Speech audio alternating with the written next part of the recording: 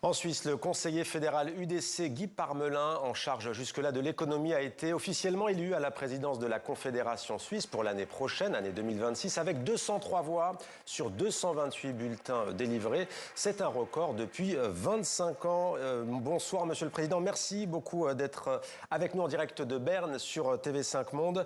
Vous avez déjà été, je le rappelle, à la tête de la Confédération helvétique. C'était en 2021. Quelle sera la grande priorité de votre mandat dans une Europe fragilisée et dans un monde, on le sait, secoué par les conflits? Rappelons d'ailleurs que la Suisse est une terre de négociation dans le conflit russo-ukrainien. Oui, alors bonsoir. Tout d'abord, je suis très heureux de cette marque de confiance du Parlement. Nous sommes un collège de 7 personnes et naturellement, les grands enjeux, ça sera d'essayer de stabiliser la situation économique ces prochaines années, vu les turbulences internationales, la situation géopolitique, le retour de la politique des blocs, finalement la panne du multilatéralisme. Les défis ne vont pas manquer tant à l'intérieur qu'à l'extérieur.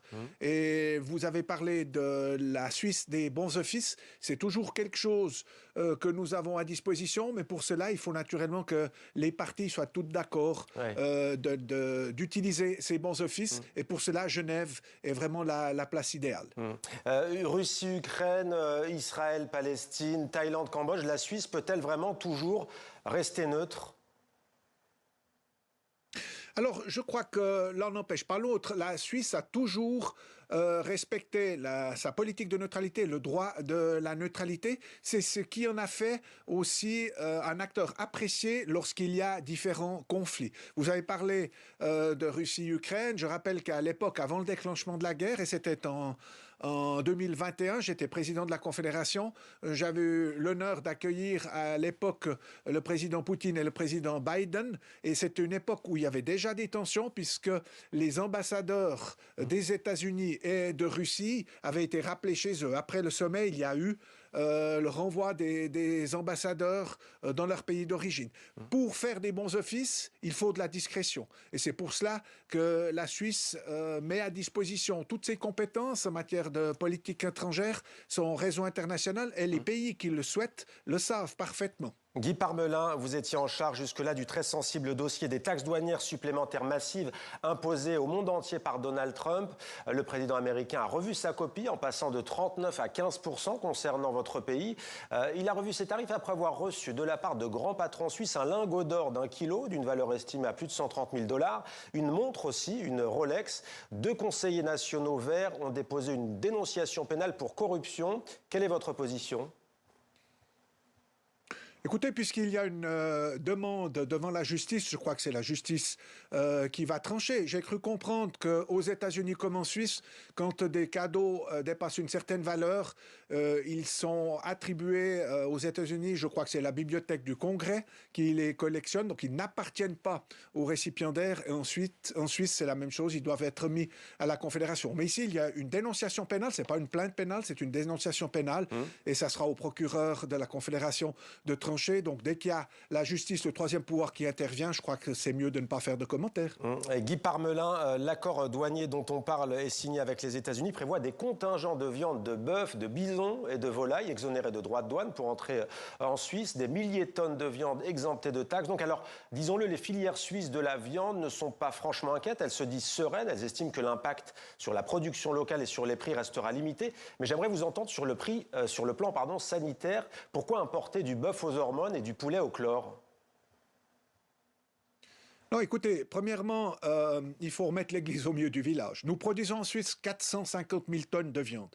Nous en importons déjà 100 000. Et nous avons accordé des contingents de 1500 tonnes de viande de volaille. Et c'est de la volaille, c'est des contingents de viande de volaille. Le poulet au chlore jusqu'à nouvel avis n'est pas autorisé, il est interdit en Suisse comme dans l'Union européenne.